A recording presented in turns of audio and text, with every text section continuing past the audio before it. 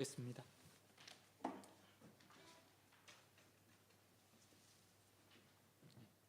말씀 같이 보겠습니다. 같이 보실 하나님 말씀 누가복음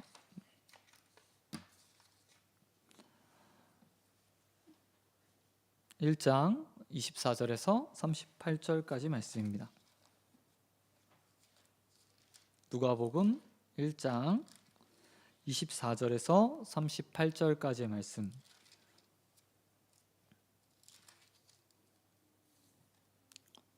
신약성경 86페이지에 있습니다. 다 찾으셨으면 우리 한 절씩 교독하겠습니다. 이후에 그의 아내 엘리사벳이 잉태하고 5달 동안 숨어 있으며 이르되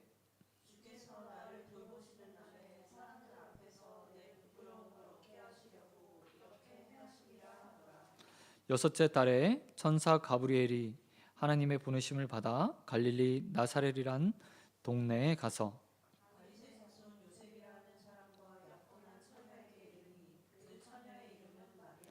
그에게 들어가 이르되 은혜 받은 자여 평안할지어다 주께서 너와 함께 하시도다 하니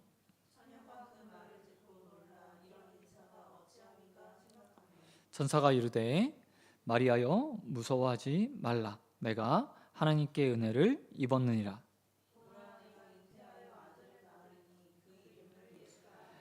그가 큰 자가 되고 지극히 높으신 이의 아들이라 일컬어질 것이요 주 하나님께서 그의 조상 다윗의 왕위를 그에게 주시리니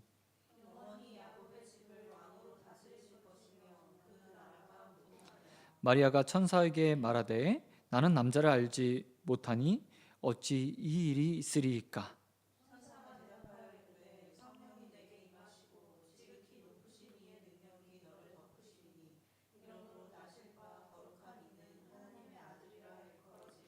보라 내 친족 엘리사벳도 늙어서 아들을 배었느니라.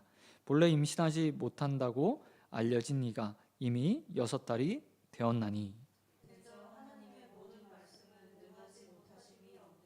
같이 읽겠습니다. 마리아가 이르되 주의 여종이오니 말씀대로 내게 이루어지리이다 하매 천사가 떠나가니라. 아멘. 여러분 말씀 가지고 나는 주의 종이니 말씀대로 내게 이루어지리이다 라는 제목으로 말씀 같이 나누어 하겠습니다. 우리 이 말씀 얼마 전에 보았죠? 네. 기억나시나요? 기억이 안 나면 뭐 어쩔 수 없죠. 그래야 설교자들이 마음 놓고 본문을 골라서 설교를 할 수 있을 것 같아요. 이 성탄절날 이 말씀 함께 이 본문 가지고 말씀 보았습니다.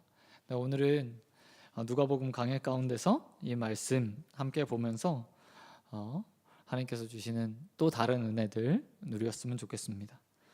우리가 지난 시간 사가랴의 반응, 임신하겠다 말씀하신 그 말씀에 반응하는 사가랴의 모습을 보았습니다. 그리고 사가랴의 믿음과 함께 우리는 하나님의 일하심도 보았습니다. 사가랴는 자신의 잉태고지 앞에서 요한을 낳게 될 거라는 말 앞에서 자신의 육체의 한계를 드러내면서 증거를 보여주십시오. 나는 늙었고 나의 아내도 늙었으니 더 이상 임신할 수 없으니 증거를 보여주십시오 라고 말하며 가브리엘 천사의 기쁜 소식을 온전하게 자기 것으로 만들지 못했습니다. 그 이유는 한 가지였죠. 현실 때문이었습니다. 너무나 자신의 상황들을 잘 알고 있었기 때문에 아멘이라고 말하지 못한 겁니다. 그런 그를 하나님께서는 입을 닫게 하시고 오랫동안 자신의 삶을 돌아보면서 그리고 자신의 믿음 없음을 돌아보면서 회개할 수 있는 10개월의 기간을 허락해 주셨습니다. 10개월 동안 아마 사가랴는 정말 뼈저리게 후회했을 겁니다. 내가 왜 믿음이 없어서 심지어 성전에서 하나님 말씀을 받았는데 왜 아멘이라고 못했을까? 자신의 삶을 돌아보는 아마 계기가 됐을 거예요. 뿐만 아니라 하나님은 많은 사람들이 사가랴의 모습을 보면서 훗날 요한의 사역에 도움이 되도록 증인들을 만들어 주셨던 것도 보게 됩니다. 사가랴의 이야기가 그리고 요한이 태어나고 나면 그의 이야기가 사람들의 기억 속에 남을 거예요. 그래서 사가랴가 또 자신이 입을 열고 나서 자신이 경험했던 모든 것들을 사람들에게 증거했을 거 아니에요? 그러면 사람들의 머리 가운데 그래서 사가리아가 입이 닫혀졌구나. 훗날 요한이 사역하게 될 때 사람들이 이렇게 말했겠죠? 저가 누구의 아들일까? 왜 저런 일을 할까? 그때 아마요 사람들이 사가리아를 기억했던 사람들 그리고 요한을 아는 사람들은 과거의 이야기를 꺼내대면서 그가 앞으로 메시아의 길을 예비하고 하나님의 나라를 세워가고 엘리야처럼 능력과 성정을 가지고 많은 일들을 행하게 될 거야 라고 가브리엘이 말했어. 성전에서 그런 일이 있었어 라고 증거해 주면서 입에서 입으로 요한을 증거해 주는 그런 역할들을 감당하게 될 겁니다. 이게 하나님의 일하심의 계획이었어요. 그냥 그냥 한 사람의 잉태만 보인 게 아니라 훗날 그가 사역하게 될 먼 미래의 일까지도 다 하나님의 계획 안에 있었던 거죠. 하나님의 일하심은요, 우리는 헤아릴 수 없어요. 우리가 보는 것처럼 짧은 시야, 우리는 당장 내일의 일도 사실 잘 모르잖아요. 근데 하나님은 그보다 더 멀리, 더 오랜 시간, 그리고 우리의 삶의 아주 끝까지 다 보시면서 우리의 삶을 계획하시고 인도한다는 사실을 우리는 지난주에 말씀을 통해서 배웠습니다.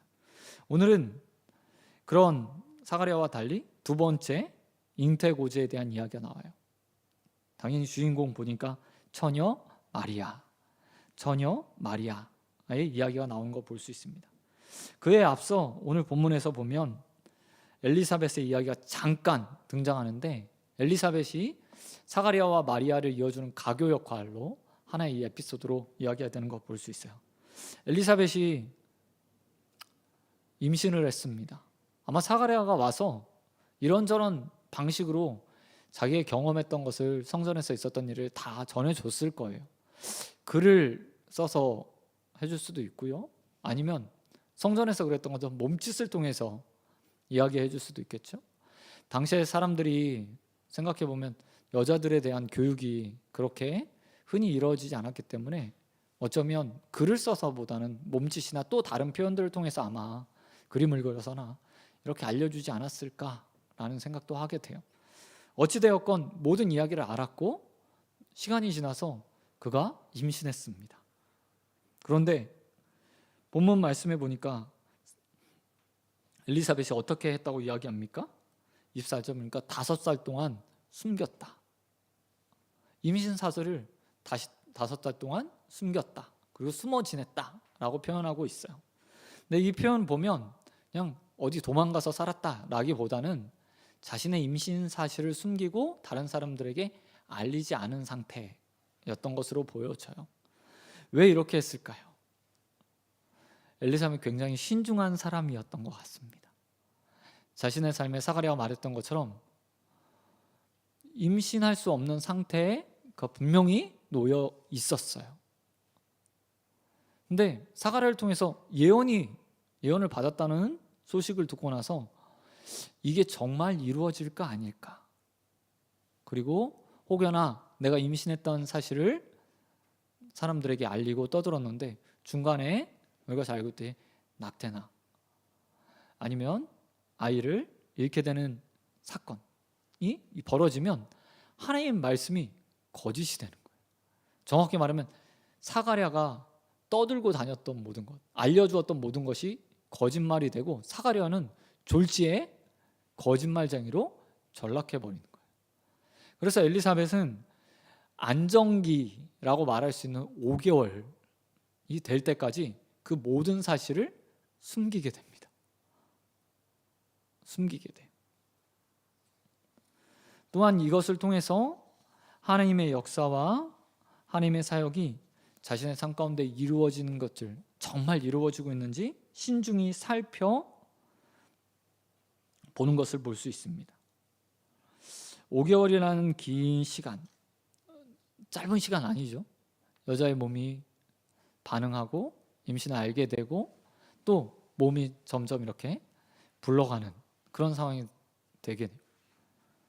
그동안 얼마나 이야기하고 싶었을까요? 그럼에도 불구하고 혹여나 자신의 경솔함이 자신의 미숙함으로 인해서 하나님과 자신의 남편이 수치를 당하지 않도록 참고 참아 신중하게 그 되어지는 일들을 바라보며 나중에 증거하게 되는 것을 볼 수 있습니다. 그런가 하면 또 한 가지 우리가 볼 것이 있는데요, 그것은 엘리사벳이 이렇게 임신을 하고 나서 뭐라고 고백하시는지 보시기 바랍니다. 25절 말씀을 보니까 이렇게 말하고 있어요. 주께서 나를 돌보시는 날에 사람들 앞에서 내 부끄러움을 없게 하시려고 나에게 이렇게 행하셨습니다. 하나님께서 나를 돌보시는 날에 내가 부끄러움을 벗어버렸습니다 라고 말하고 있어요. 고대 사회에서 임신하지 못하는 것은 수치였습니다. 그리고 사람들은 속으로 저 여자가 죄 지은 건 아닌가, 저 가정에 죄에 문제가 있는 것은 아닌가 라고 생각했어요. 대놓고 얘기하는 사람은 없었겠죠. 왜냐하면 사가랴가 그래도 제사장이었잖아요. 의인이라 평판받는 사람이었기 때문일 거예요. 하지만 속으로 많은 사람들이 그 가정에 대해서 이야기할 때, 아니면 특별히 엘리사벳을 바라볼 때 안쓰러운 눈빛이나 아니면 의심의 눈초리로 또한 바라볼 수도 있는 상황이었어요. 그래서 그는 언제나 임신하지 못하는 것에 대한 부끄러움을 가지고 살았던 것으로 보게 돼요. 그런 그가 이제 확신에 찾아 이렇게 말하고 있습니다. 주님께서 나를 돌보셔서, 나를 돌아보셔서 내 삶의 수치를 면하게 하셨다. 이 모습을 보면서 저는 이런 생각을 하게 되었습니다. 내 능으로 되지 않는 일들, 내 힘으로 되지 않는 나의 수치들, 나의 영광들은 다른 것들이 아니라 오직 하나님께서 허락하실 때만 가능하다. 그 모든 것들이 벗어 던져지고 내가 온전하게 다른 사람들에게 떳떳해지고 영광을 받고 또 무엇인가 이루어지는 모든 일들은 하나님께서 나를 돌아보시는 순간에 가능하다라는 것들을 발견하게 됩니다. 사실 하나님은 언제나 우리의 삶을 지켜보시고 돌보시는 분이십니다. 그러나 특별한 은혜들이 필요한 순간들이 있잖아요. 그리고 그것들을 위해서 우리는 간구하고 기도합니다. 그럴 때 엘리사벳처럼 찬양하고 또 기도하고 간구했으면 좋겠어요. 주님, 나를 돌아봐 주십시오. 나를 지켜봐 주십시오. 내 수치를, 내 어려움들을 굽어 살펴주십시오 라고 하나님 앞에 간구하고 기도하고 또 하나님의 은혜를 구하는 저와 여러분 되길 주님의 이름으로 축원드립니다. 그런가 하면 이제 엘리사벳이 그렇게 수치를 면하고 나서 이제 마리아의 수태고지가 오늘 본문 가운데 나오게 되는 것을 볼 수 있습니다. 본문 38절 말씀에 보면 마리아가 수태고지를 받고 나서 이렇게 고백합니다. 주의 여종이니 말씀대로 내게 이루어지리이다. 주의 여종이니 말씀대로 내게 이루어지리이다 라고 말하고 있어요. 이 모습 굉장히 중요한 고백이고 또 중요한 모습인 것 같습니다. 누가복음 1장에서 요한의 수태고지와 예수님의 수태고지가 한 장에 이렇게 딱 비교돼서 나오고 있잖아요. 왜 처음부터 예수님이 복음서의 주인공이니까 예수님의 수태고지 딱 보여주면 정말 좋을 텐데 요한의 수태고지와 함께 한 장에 다 넣어서 하나의 이야기가 마치 흘러가는 것처럼 이렇게 보여주고 있는 다 이유가 있어요. 그건 다른 것이 아니라 37절 말씀을 보여주기 위해서예요. 대저 하나님의 모든 말씀은 능하지 못함이 없느니라. 이 사실을 보여주기 위해서 하나의 장 안에 요한의 수태고지와 예수 그리스도의 수태고지 사건들이요 다루고 있는 거예요. 한번 보시기 바랍니다. 요한이 태어나기 위해서 어떤 상황 가운데 태어납니까? 사가랴와 엘리사벳 불임부부 사이에서 태어나게 돼요. 그리고 또 오늘 본문 말씀에 예수님의 수태고지는 누구에게 임하게 되죠? 처녀 마리아. 이 말 다른 말로 이야기하면 둘 다 불가능하다라는 사실들을 보여주고 있는 거예요. 그런데 이 불가능을 가능케 하는 역사를 가브리엘이 이렇게 말하고 있습니다. 대저 하나님의 말씀, 모든 말씀은 능하지 못함이 없느니라. 하나님의 입에서, 하나님의 계획에서, 하나님의 생각에서 시작된 모든 말씀, 증거되는 모든 말씀 가운데 이루어지지 않는 것은 없다라는 사실들을 보여주고 있는 거죠. 여러분, 우리 하나님의 어떠신 분인지, 어떤 분인지 이 짧은 가브리엘의 한 문장, 말씀의 한 문장을 통해서요, 우리는 하나님을 이렇게 고백할 수 있어요. 전능하신 분, 우리가 신학적 용어로 전능하신 분, 모든 것이 가능하신 분이라고 표현할 수 있습니다. 그런데 정말 그렇게 하나님 믿으시나요?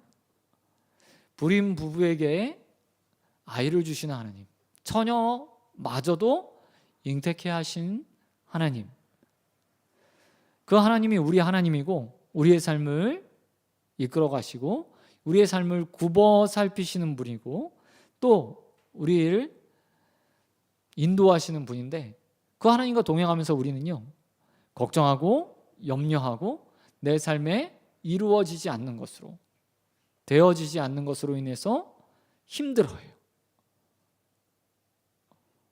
낙심하죠. 낭망하고 전능한 하나님을 향해서 원망까지 하는 우리의 모습들을 보게 됩니다. 그런 우리에게 오늘 가브리엘 천사가 이렇게 말하고 있습니다. 대저 하나님의 모든 말씀은 능하지 못하심이 없느니라. 이 말씀 믿고 아멘으로 받아들이고 또 우리 하나님을 온전하게 믿고 따르는 저와 여러분 되길 주님의 이름으로 축원드립니다. 그러나 그 말씀을 받는 우리 마리아의 현실을 한번 살펴보시기 바랍니다. 앞에 사가랴와 마리아 한번 비교해 보세요. 누가 더 어려운 상황 가운데 있는 것 같으세요? 누가 더 받아들이기 힘들까요? 당연히 마리아죠. 왜냐하면 사가랴는 결혼한 사람이잖아요. 그에게 불임이라는 것은 개인적인 수치일 수는 있어요. 하지만 처녀 마리아가 임신을 한다는 것은 유대 율법에 위배돼요. 사회적 통념에 위배되는 일이에요. 특별히 당시의 순결이나 정결을 굉장히 강조했던 유대 사회에서 결혼하지 않는 여자가 임신을 한다, 우리 잘 알고 있듯이 그 결과는 무엇입니까? 돌에 맞아 죽는 거예요. 돌에 맞아 죽는 거.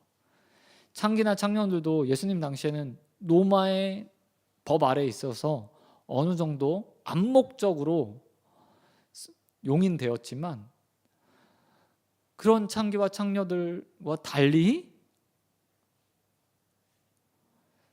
그냥 일반 사회, 하나의 시족 사회에서, 하나의 마을에서 살고 있던 처녀가 어느 날 갑자기 임신했고 그의 남편이 나타나지 않는다. 그것은 바로 돌 맞아 죽는 일이었어요. 이게 현실이었다는 거죠. 그럼에도 불구하고 이 현실 가운데서 마리아가 어떻게 행동했다고요? 주님 말씀이, 나는 주의 여종이니 주님 말씀대로 내 삶에 이루어지기만 합니다 라고 고백하였다는 것을 우리 본문은 볼 수 있습니다. 누구의 믿음이 더 큰가요? 누구의 믿음이 더 좋아 보이시나요? 사가랴가 가브리엘을 만나서 했던 말들, 내 육체에 한계가 있습니다. 그러니 증거 보여주십시오. 특별히 사가랴는 성전에서 일하는 동안에, 예배하는 동안에, 하나님을 섬기는 동안에 천사를 만났음에도 불구하고 그렇게 고백했어요. 증거가 필요합니다 라고 말했어요. 그런데 대조적으로 오늘 마리아는 더 심각한 상황 가운데서, 말도 안 되는 상황 가운데서, 자신의 목숨을 걸어야 되는 상황 속에서 사가랴와 전혀 다르게 반응하고 있다는 거예요. 주의 여종이니 주의 말씀대로 이루어지기를 원합니다 라고 믿음으로 그 하나님의 말씀을 온전히 받아들였다고 이야기해요. 이 본문을 해석하면서 이렇게 해석하시는 분도 있어요. 사가랴에 비해서 마리아는 믿을 수 있는 안전장치들을 하나님께서 많이 만들어 놓으셨다. 많이 만들어 놓으셨다. 그래서 제가 성탄절에도 이 본문을 말씀드리면서 이런 이야기를 했어요. 처음부터 대뜸 나타나서 너 임신할 거야. 너 예수를 잉태하게 될 거야. 그 예수의 이름이 이것이고 저는 저희 백성을 저희 대에서 구원할 자야 라고 말한 게 아니라 맨 처음에 천사가 나타나자마자 한 말은 놀라는 마리아를 달래는 거였어요. 평안할지어다. 은혜 받은 자여 평안할지어다. 하나님이 너와 함께 하신다 라고 말하면서 우선 안심시킨 다음에 말을 딱 전해요. 그리고 전하고 나서 뭐라고 얘기하냐면 한 가지 더 앞에 나왔던 엘리사벳의 모습, 엘리사벳의 임신 사절을 후에 알려줘요. 36절에 보니까 내 친족 엘리사벳이 있지, 그거 너 잘 알고 있지? 그거 유명하잖아. 임신 못한 제사장 부부. 그런데 그가 임신해서 무려 6개월 차에 들어섰던 거 들어섰다 라고 말해주는 거예요. 마리아도 어쩌면 이야기를 이미 들었을지도 몰라요. 이건 기적과 같은 일이잖아요. 가까운 마을에서 아니면 놀랍고 기쁜 일이기 때문에 소문이 퍼져서 작은 유대 사회에서 이미 마리아도 그 이야기를 들었을지 몰라요. 그리고 나서 천사가 나타나서 말해주는 거니까 나름 좀 받아들일 만한 안전장치, 충격 완화 장치들이 있었던 것도 사실이에요.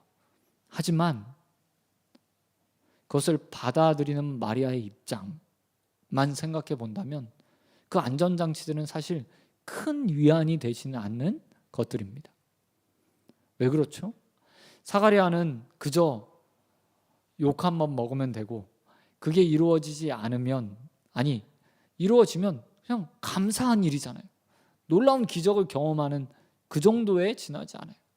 하지만 마리아의 입장에서는 정말 천사의 말대로 말씀이 이루어지는 순간 말씀과 함께 자신은 죽음이라는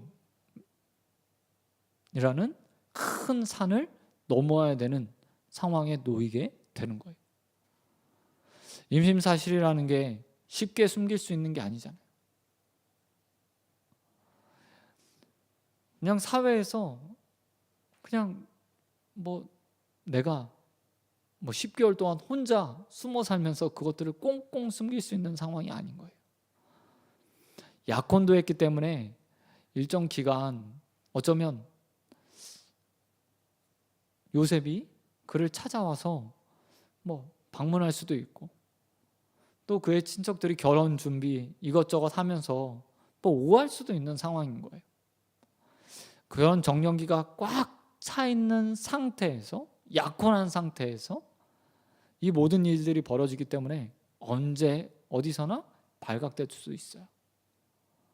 뿐만 아니라 자신의 집에서도 자신을 보호해 주지 않을 수도 있어요. 여러분, 우리 중동에서 가끔 가족살인이 일어나는 거 알고 계시죠? 자신의 가정에서 자신의 딸을 죽이는 일들이 있어요.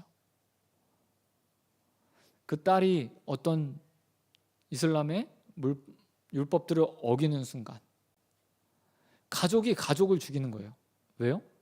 가족의 명예를 지키기 위해서. 근데 중동의 문화들 자체, 이스라엘 문화도 별반 다르지 않았을 거예요. 가문이 뼈대에 있을 수도, 가문이 신앙을 잘 지키면 지킬수록 수치스러운 일이 생길 때, 율법을 어기는 일들이 생겼을 때 자신의 자녀든 것이 아내든 상관없이 특별히 여자의 인권이 더 보호받지 못했던 그 시대 가운데서 가족이 마리아를 죽일 수 있는 그런 상황도 놓이게 되는 거예요. 얼마나 위험한 상황입니까? 그럼에도 불구하고 그가 믿음으로 아멘. 단순하게 아멘이라고 말했다는 겁니다. 이 믿음이 어디서 생기는 겁니까? 그것은 다른 것이 아니라 하나님을 향한 온전한 믿음이 있었기 때문입니다. 하나님을 향한 온전한 믿음이요. 불가능을 가능케 하실 거라면 처녀인 나를 정말 잉태케 하시는 분이라면 하나님께서 나의 목숨도 반드시 지켜주실 거라는 믿음이 있었기 때문에 아멘할 수 있었다는 거예요. 여러분, 우리는 성경을 통해서 끊임없이 기적을 봅니다. 그리고 기적을 보면서 박수를 쳐요. 아, 그렇지, 하나님은 저런 분이야. 내 주위에서 어떤 사람이 놀라운 하나님의 은혜 가운데 기적을 맛보게 되면, 아니, 어떤 문제가 기도를 통해서 해결되는 걸 보면서 우리는 아, 하나님 정말 역사하시는구나 라고 말을 해요. 하지만 정작 내 삶에 문제가 생겼을 때, 내 삶에 하나님의 말씀이 임했을 때 우리는 아멘할 수 있는가? 라고 좀 생각해 봐야 될 것 같아요. 하나님이 나에게 전혀 내가 생각하지도 않았고 상상하지도 않았고 또한 원하지도 않는 것을 딱 보여주시면서 너 이대로 살면 내가 이거 해줄게.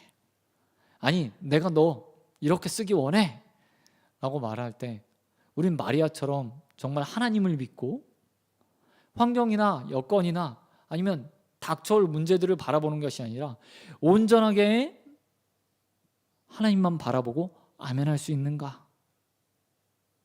라고 한번 나의 모습을 살펴보아야 될 것 같아요. 저는 저와 여러분이 마리아와 같은 믿음을 가졌으면 좋겠습니다. 전능하신 하나님이 누구누구의 하나님, 어떤 교회의 하나님, 내 옆에 있는 사람의 하나님이 아니라 나의 하나님이라는 사실을 믿고 하나님이 나에게 내 생각과 경험과 내 환경을 뛰어넘는 무리한 요구를 하시더라도 그 가운데 마리아처럼 주님 바라보고 우리 하나님 바라보고 아멘이라고 말할 수 있는 저와 여러분 되길 주님의 이름으로 축원드립니다. 말씀 맺도록 하겠습니다. 여러분, 하나님이 엘리사벳의 수치를 가리셨어요. 엘리사벳 수치를. 그런데 엘리사벳은 자신의 수치를 가리는 이 기쁜 소식을요 5개월 동안 꽁꽁 싸매 두었다가 사람들에게 알리고 자신의 수치를 벗어요. 왜 그럴까요? 다른 것이 아니라 신중했기 때문입니다. 혹여나 자신의 경솔함으로 인해서 하나님이 욕을 먹지 않을까? 거짓말장이가 되지 않을까? 자신의 남편이 거짓말장이가 되지 않을까라고 생각했기 때문에 그것이 확실해지고 분명해졌을 때 그것들을 사람들한테 보이며 하나님께서 하신 일들을 자랑하게 되는 것을 보게 돼요. 우리도 그런 일들 많은 것 같아요. 경솔하게 이렇게 했어, 저렇게 해주셨어 라고 하지만 그게 오래 지속돼야 정말 참 하나님의 역사잖아요. 근데 그것 없이 섣불리 나의 입으로 그렇게 증거하는 것들을 보게 돼요. 저와 여러분, 하나님의 은혜들을 좀 증거하는 입술 그리고 감사하는 입술 되었으면 좋겠어요. 그러나 엘리사벳의 모습처럼 언제나 신중하게 하나님의 역사가 온전히 이루어짐을 확인하고 또 증거하는 자들 되길 소원합니다. 뿐만 아니라 마리아처럼 우리 믿음으로 하나님 말씀을 받는 자들 되었으면 좋겠습니다. 말씀의 가장 큰 걸림돌은 바로 환경이에요. 내 경험이에요. 하나님의 능력이 아니라 하나님의 능력이 없음이 아니라 언제나 우리의 믿음 없음이 환경을 바라보는 우리의 눈이 말씀의 장애가 되는 것을 보게 돼요. 그리고 우리의 믿음을 흔들죠. 아멘 해야 되는 순간에 우리를 주저주저하게 하고 멈추게 만들어요. 그런 우리를 향해서 오늘 마리아는 이렇게 말하고 있습니다. 너는 주님의 종이야. 우리는 주님의 종이야. 종이 할 일은 언제나 아멘, 예, 옳습니다. 주인의 뜻대로 되길 원합니다 라고 말하는 것이야 라고 우리에게 보여주고 있어요. 우리가 인생을 살면서 마리아와 같은 상황들을 겪게 되는 일이 있을까요? 아니요, 저는 웬만하면 없을 거라고 생각해요. 그런데 불가능해 보이는 그 상황 가운데서도 마리아는 아멘이라고 얘기했어요. 그러면서 우리에게 주님께서 용기를 주시는 것 같아요. 그 정도는 내가 밀어넣지 않을 테니까 좀 가능한 일에 대해서는 아멘 좀 해라 라고 말하시는 것 같아요. 저는 믿음으로 아멘 했으면 좋겠습니다. 믿음으로 주님을 바라보았으면 좋겠습니다. 가브리엘이 이야기한 것처럼 대저 하나님의 모든 말씀이 능치 못함이 없음을 믿고 언제나 주님 말씀에 아멘 따르겠습니다 라고 말하는 우리 소원교회 모든 성도들 되어지길 우리 주님 예수 그리스도의 이름으로 축원드립니다. 이 시간 말씀 놓고 함께 찬양하고 기도하는 시간 가졌으면 좋겠습니다.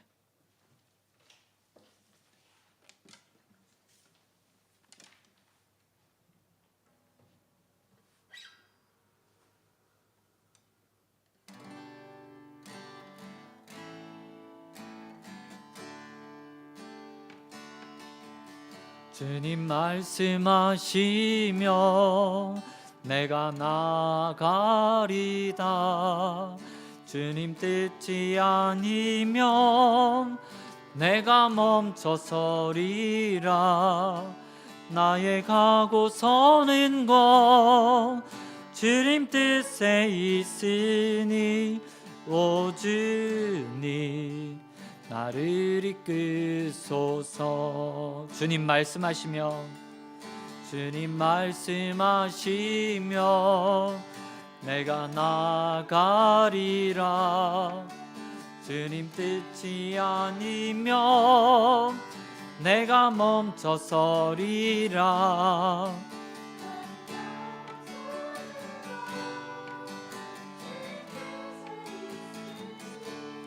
오 주님 나를 이끄소서. 뜻하신 그곳에 나 있기 원합니다. 이끄시는 대로 순종하며 살리니 연약한 내 영혼 통하여 일하소서. 주님 나라와 그 뜻을 위하여 뜻하신 그곳에 나 있기 원합니다. 이끄시는 대로 순종하며 살리니 연약한 내 영혼 통하여 일하소서. 주님 나라와 그 뜻을 위하여 오 주님 나를 이끄소서. 우리 시간 함께 기도합시다. 하나님, 우리가 하나님 말씀에 온전하게 순종하며 하나님을 믿고 하나님의 능력이 언제나 참임을 믿고 아멘하는 믿음 달라고 우리 함께 기도하며 주님 앞에 나가도록 하겠습니다.